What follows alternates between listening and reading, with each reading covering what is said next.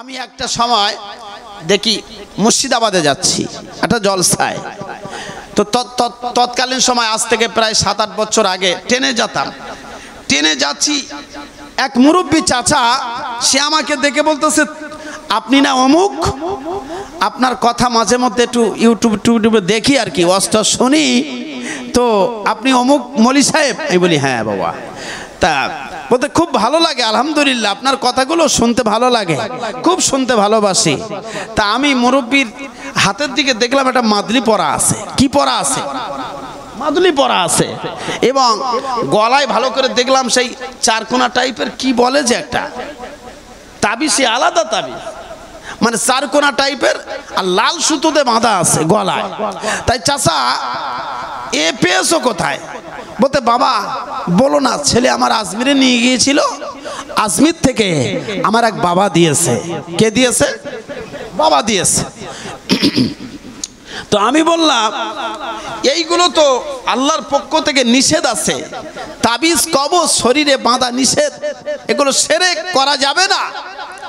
তা বলছে বাবা বলবো কি, এ তো আর আমি করিনি, আর আমার ছেলেও করে দেয়নি, তোমাদের মতো মলি সাহেব, তোমাদের মতো হাজি সাহেব মাথায় টুপি বড় জামা গায়ে দিয়ে আছে, সেই লোক দিয়েছে, এজন্য আমি নিয়েছি।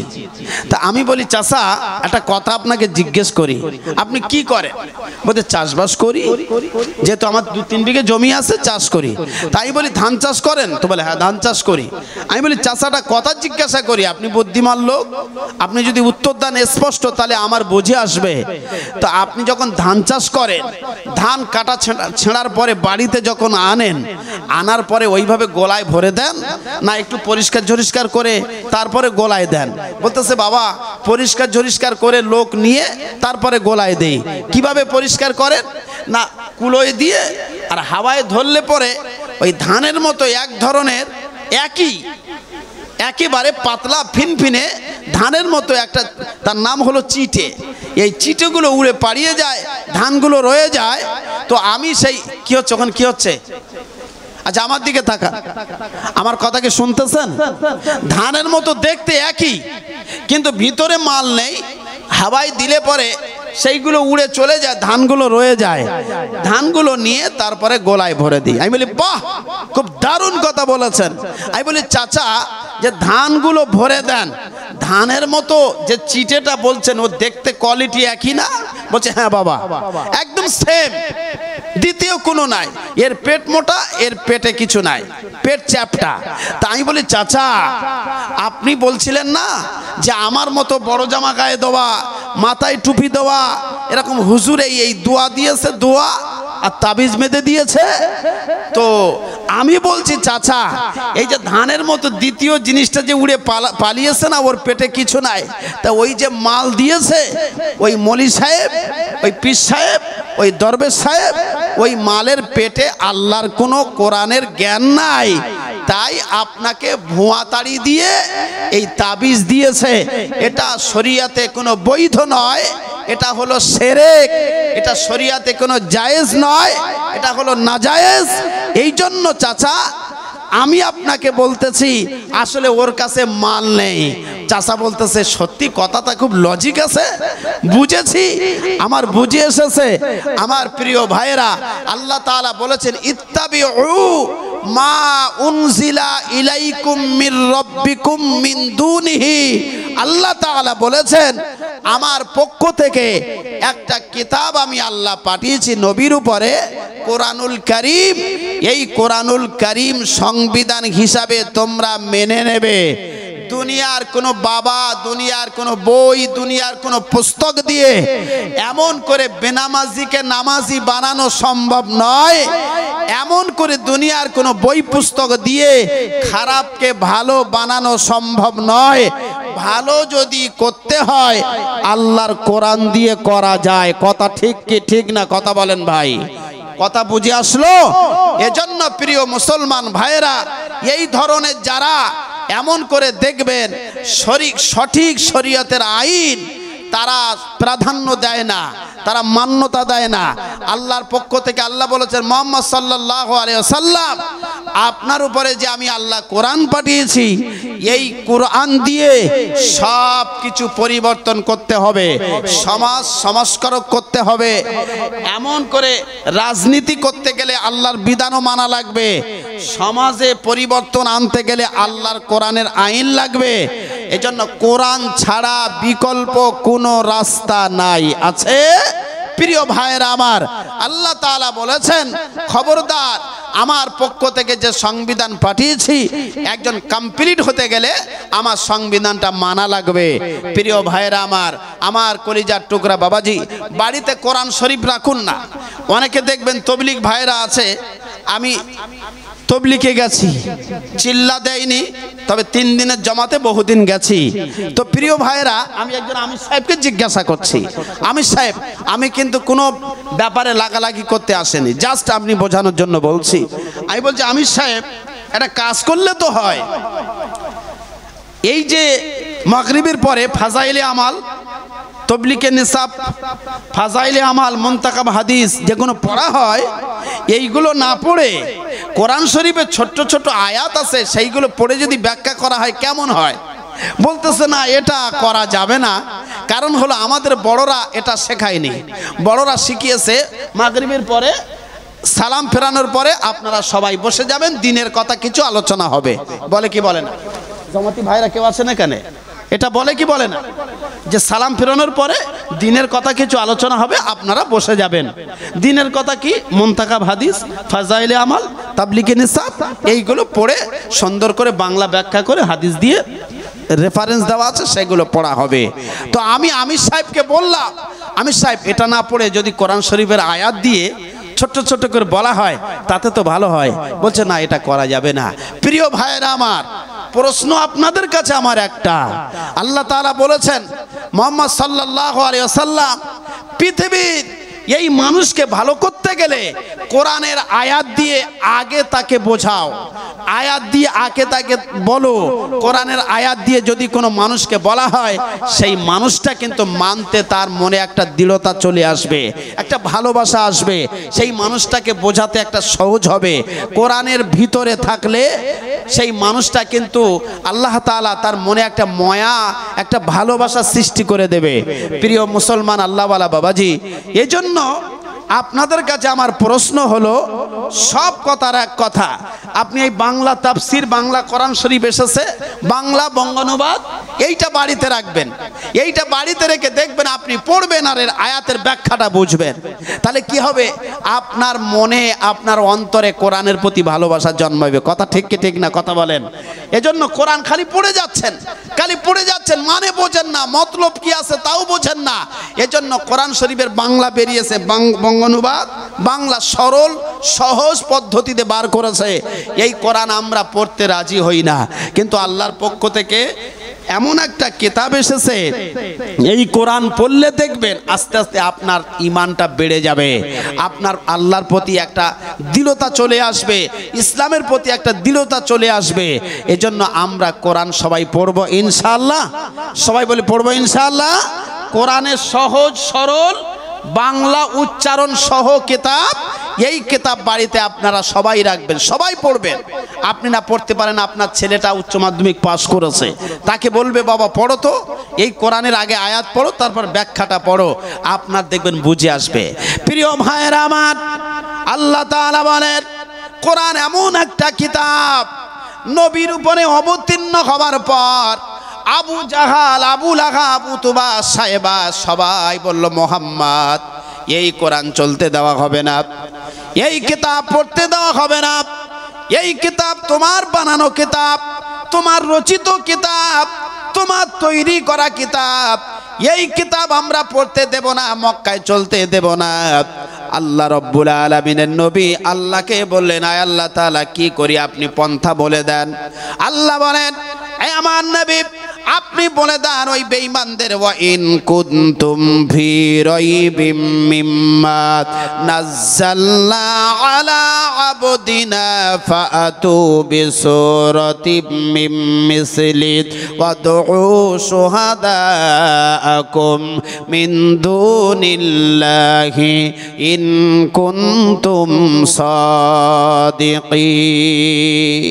আল্লাহ বলেন, বন্ধু ও আমার প্রিয় বন্ধু, আপনি বলে দেন আবু জাহাল কত বড় বুদ্ধিমান, কত বড় বিবেকওয়ালা, কত বড় শিক্ষিত পণ্ডিত। আমার কোরআন যদি মানতে না চায়, আবু জাহালকে বলে দেন আবু জাহাল যেন ছোট্ট থেকে ছোট্ট সূরা বানিয়ে নিয়ে আসে। কি বানিয়ে নিয়ে আসে? কি? কোরআন যদি না পড়তে পারে, কত বড় বুদ্ধিমান, একটা সূরা বানিয়ে নিয়ে আসো। সবাই বলেন, কি বানিয়ে নিয়ে আসো? সূরা বানিয়ে নিয়ে আসো। প্রিয় ভাইরা, আবু জাহাল কে জানেন? আসলে নাম অনেকে মৌলী সাহেব আছে দেখবেন, আবু জেহেল। আল্লাহর নবীর চাচা আবু জেহেল, কানে হাত দিয়ে টান দিচ্ছে, অথচ নাম হলো আবু জাহাল। কি? আবু জাহাল। এটা কিন্তু ওর নিজের বাপের দেওয়া নাম নয়, এটা নবী দিয়েছিল। আবু জাহালের অর্থ হলো মূর্খের পিতা। কিসের পিতা? মূর্খের পিতা। ওর নাম হলো আমির বিন হিসাম। ওর বাড়ি হলো সিরিয়ায়। ওর মা হলো পতিতলায়ের মেয়ে। বাবা একজন ব্যবসায়ী, সিরিয়া থেকে ব্যবসা সূত্রে মক্কা নগরীতে এসেছিলেন। আসার পরে পতিতলায় কাজ করেন ওর মা। মায়ের সঙ্গে সাক্ষাৎ হয়ে বিবাহ বন্ধন হওয়ার পর যে শয়তানটা জন্ম নিল, তার নাম হলো আমির বিন হিসাম। কি নাম? কথা বলে। আমির বিন হিসাম। কিন্তু ক্যাসেটে দেখবেন অনেক হুজুররা ওয়াজ করতেছে আবু জেহেল নবীর চাচা। সেটা শুনলে মাথা খারাপ। কি? আবু জেহেল। আসলে আবু জেহেল না, আবু জাহাল। আমার প্রিয় ভাইয়েরা, আমির বিন হিসাম নবীজি সাহাবীদের কাছে কথা বললেন। কথা বলছেন, এমন তো অবস্থায় আবু জাহাল এসে নবীজিকে ডিস্টার্ব করে বারে বারে। মোহাম্মদ কি বলো শুনতে চাই, মোহাম্মদ কি গল্প করো শুনতে চাই। আল্লাহ নবী বললেন, আপনি যান না, আমরা আমাদের কথা বলছি। দেখবেন দুজন মানুষ যদি কেউ গল্প করে, এক শ্রেণীর মানুষ আসে শুনতে চায়, আছে না নাই? কথা বলেন। আমরা আমাদের গল্প করতেছি না, শুনি না, শুনলি ক্ষতি কি? বলে কি? বলে আছে না নাই? এই ধরনের লোক আছে না বাবু? পাওয়া যায়। প্রিয় ভাইরা আমার, বারে বারে ডিস্টার্ব করে, তারপরেও ছাঁচড়া মাথা মোটা যায় না। আল্লাহ নবী জোরসে বললেন, যান না, মূর্খের পিতা আবু জাহাল। শুনতে পাচ্ছেন না? আবু জাহাল হলো মূর্খের পিতা, আপনি যান না। ওই লকবটা নিয়ে চলে গেল। কপাল ফাটা, মাথা মোটা, হতভাগা শয়তান। নবীর ব্যাপারে সব জানতো। জানতো কি জানতো না? কথা বলেন ভাই। আমাদের সমাজে মুসলমান এরকম আছে, সব জানে কিন্তু মানে সব জানে কিন্তু মানে না। আবু জাহাল চলে গেছে। আবু জাহালের স্বভাব আছে না নাই? নমরুদের স্বভাব আছে না নাই? সব জানে, কিন্তু জানার পরেও বলে মানি না, এখন সময় হয়নি। সবে তো 30, দাঁড়া না, আটটু বয়স হোক, তারপরে নামাজে যাব, তারপরে আল্লাহর কথাগুলো শুনবো, এখন শোনার টাইম নাই। হুজুর বলতেছে, ওরে সলিমতি নামাজ পড়। বলতে, হুজুর তুমি কি জানো আমার খবর সংসারের? তুমি জানো না সময় আমার অনেক বাকি আছে, এখন আমল করা যাবে না। আবু জাহাল চলে গেল। আল্লাহ নবী সাল্লাল্লাহু আলাইহি সাল্লামের উপরে কোরআন নাজিল হলো। আবু জাহাল চিন্তা ভাবনা করলো, নবী এমন করে সংবাদ পেল মুহাম্মাদের উপরে কোরআন নাজিল হচ্ছে। আল্লাহ নবী যেখানে কোরআন নাজিল হয় সেখানে আবু জাহালের মাথা খারাপ। আবু জাহাল হলো মক্কার নেতা, আর মক্কা শরীফ, মক্কার নাম হলো তৎকালীন সময়ে দারুন নাদওয়া। দারুন নাদওয়ায় আবু জাহাল, আবু লাহাব, উতবা, সাহেবা এরা বসে বসে মিটিং করত মোহাম্মদকে কিভাবে জব্দ করা যায়, মোহাম্মদকে কিভাবে পরিকল্পনা করে মারা যায়, মোহাম্মদকে কিভাবে মক্কা থেকে তাড়িয়ে দেওয়া যায়, মোহাম্মদকে কিভাবে এমন করে কতল করা যায়, দুনিয়া থেকে বিদায় দেওয়া যায়। দারুন নাদওয়ায় বসে বসে মিটিং করত। কোথায়? দারুন নাদওয়া। মক্কার পার্লামেন্টের নাম হলো দারুন নাদওয়া। এককালীন এমন করে পরিকল্পনা করবার পর আবু জাহাল নবীজির কাছে এসে বলল, মোহাম্মদ তুমি মিথ্যাবাদী নবী, তোমার উপরে কোরআন নাজিল হয়েছে, এটা মানি না, মিথ্যা কোরআন। প্রিয় মুসলমান কলিজার টুকরা বাবাজি, আবু জাহাল আসার পরে দেখতে পাওয়া গেল আবু জাহাল আল্লাহ রব্বুল আলামিনের নবীকে বললেন, ও আবু জাহাল তুমি কত শিক্ষিত পণ্ডিত, তুমি একটা কোরআনের আয়াত বানাও। আবু জাহাল নবীকে বলেন, নবী আপনি চিন্তা করেন না, মোহাম্মদ চিন্তা করিয়েন না, কোরআনের আয়াত বানাবো। মক্কাবাসীদেরকে ডাকলেন, একটা মাঠে ডাকার পর আবু জাহাল, উতবা, সাহেবা, মুগিরা তারা করলো কি, একটা চেয়ারে বসলো, চারজন লম্বা চেয়ারে বসবার পর সামনে হাজার হাজার শ্রোতা তাদেরকে জিজ্ঞাসা করলো, ও মক্কার মানুষেরা, ও মক্কার কবি, সাহিত্যিক, লেখক, দার্শনিক, তোমরা যারা বুদ্ধিজীবী মহল, মোহাম্মদের উপরে কোরআন এসেছে, এই কোরআন তো আমরা কেউ মানি না, তোমাদের মধ্যে কে শিক্ষিত মানুষ আছে, কবি আছে, একটা কোরআনের আয়াত বানাতে শুরু করে দাও।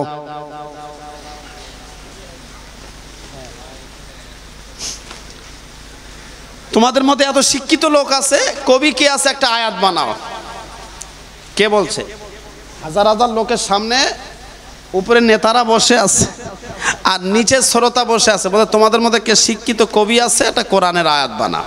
তো কবি উঠে দাঁড়িয়ে বলতেছে, এতদিন জানতাম আপনি বুদ্ধিমান, কিন্তু এখন বুঝতেছি আপনি কত বড় থার্ড ক্লাস মাথামোটা। এখন বুঝতেছি আপনি আমাকে নিয়ে চ্যালেঞ্জ দিতেছেন, কিন্তু আমি তো তার আগে সার্টিফিকেট দিয়েছি মোহাম্মদের উপরে যে কোরআন নাজিল হয়েছে ওই কোরআনটা সত্য। আমি একজন কবি হিসাবে সাক্ষী দিয়েছি, আমি একজন সাক্ষী মোহাম্মদকে বলে এসেছি, মোহাম্মদ তোমার উপরে যে কোরআন নাজিল হয়েছে এই কোরআনটা তোমার বানানো, তোমার রচিত নয়, তোমার আল্লাহর পক্ষ থেকে এসেছে। সুবহানাল্লাহ বলা যায়? আবু জেহেলের মাথা গরম হয়ে গেল। লেখককে বলে, লেখক এটা কোরআনের আয়াত বানা, ও তো ফেল হয়ে গেছে। প্রিয় ভাইয়েরা আমার, লেখক উঠে দাঁড়িয়ে বললেন, আমিও সাক্ষ্য দিয়ে এসেছি মোহাম্মদ সত্য নবী, মোহাম্মদের উপরে কোরআন নাজিল হয়েছে, সত্য কিতাব। হাজার হাজার মানুষের সামনে অপমান হতে হলো। মুসলমান কলিজার টুকরা বাবাজি আমার, সবাই সামনে আবু জাহাল বিউজ্জতি হওয়ার পরে বলল, তোমরা সবাই শুনে রাখো, আমি এই হাজার হাজার মানুষের সামনে ঘোষণা দিতেছি, সেটা করতে হবে, এটা মানতে হবে, সেটা মানতে হবে, কিন্তু আমরা সবাই মানি, কথা বলেন, মানি না। হ্যাঁ করব, সময় আসুক, সবে তো 35, একটু বয়স হোক, বাইরের কাজটা ছাড়ি তো, তারপরে ছেলে মেয়েটা বিয়ে দিই, তারপরে না দাড়িটা রাখলাম, তারপরে না নামাজটা ধরে নিলাম, তারপরে না যাকাতটা ঠিকভাবে আদায় করলাম। বলে কি বলে না? এই কথা প্রচলন আছে না নাই সমাজে? আমার কথা কি শুনতেছেন? 100-র ভিতরে 95 জন বলে, 95 জন বলে ওরে নামাজ এখন অল্প বয়স না, একটু বয়স হোক, তারপরে নামাজটা 5 ওয়াক্ত ধরে নেব।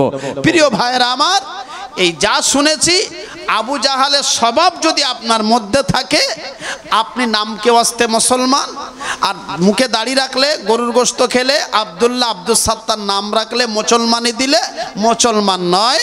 মুসলমান হলো জানার পরে, শোনার পরে 100% মেনে নিতে হবে, চলতে হবে, তারপরে কমপ্লিট মুসলমান হওয়া যাবে। প্রিয় ভাইয়েরা আমার, যা কিছু শুনেছি, আল্লাহ আমাদের শোনা এবং বলা, বক্তা এবং শ্রোতা উভয়কে আমল করার তৌফিক দান করেন। সবাই বলা যাবে? সবাই বলবেন আল্লাহুম্মা আমিন। বড় বড় বক্তা বলে গেছে, আমিও সেটা বলেছি, শোনার পরে মেনে নেওয়ার পালা। আমরা সবাই যেন মানতে পারি। আল্লাহ আমাদের মানার তৌফিক দান করেন, আমিন। ওয়া আখিরি দাওয়ানা আনিল হামদুলিল্লাহি রাব্বিল আলামিন।